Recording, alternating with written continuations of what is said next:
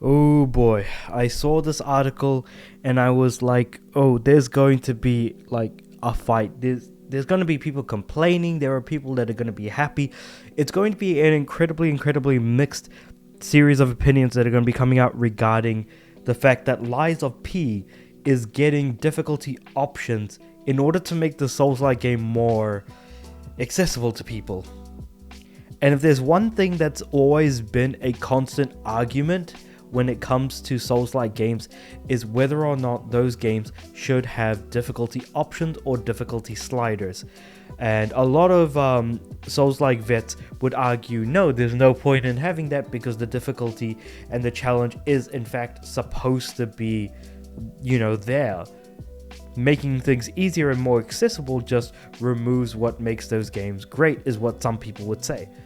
Do I believe that? No. I think that more people should be able to play games, and difficulty sliders and options like that don't necessarily take away from the impact.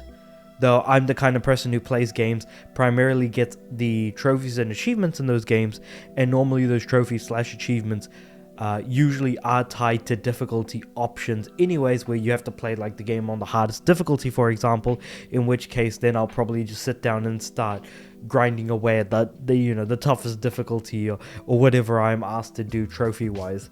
So I guess for me it's not the end of the world, but for some people it certainly seems to be. And like I said, for the longest time, as long as Dark Souls, Demon Souls, games like that have existed, the argument of whether or not these games should have difficulty options has long since been a bit of a contentious topic, to say the least, especially on the internet. So, Lies of P Overture, which is the name of the DLC for Lies of P, will introduce difficulty options. And difficulty options are incredibly rare. That's absolutely true, because From Software games have none. While much of the community celebrates this, and the difficulty of these games are part of why they have been enjoyed by such popularity, some players have argued that a lack of difficulty options prohibits potential players from enjoying the genre. Though I guess you could also say that maybe because some people might be colorblind or not be able to actually play those games because of controller setups and things like that, so there is more sort of disability related accessibility options as well. But getting a little bit too ahead of myself.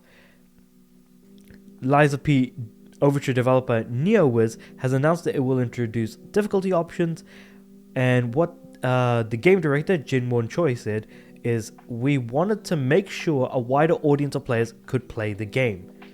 When asked if this direction is based on player feedback, he responded, "Absolutely. We have a lot of feedback from customers and our developers. So by making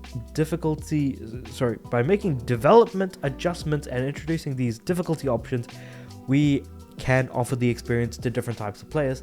This broadens the base." The new difficulty options, Butterfly's Guidance and Awakened Puppet, will be added in a patch released alongside Lies of P Overture. The game's default difficulty level will now be named Legendary Stalker. VGC recently, that's when they were talking about it.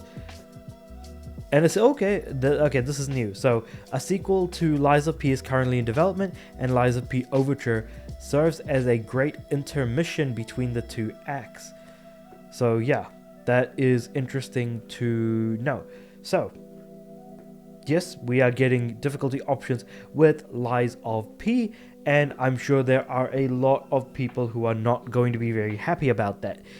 In my opinion, I am happy that Lies of P is getting difficulty options, because I would like for more people to play Lies of P, because I think that Lies of P is a bloody excellent game, and the closest thing to a Bloodborne that we're going to be seeing anytime soon.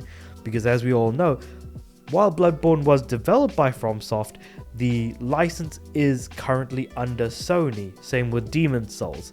So with that being said, if anyone in the chain of management were to okay a possible sequel or a remaster or re-release of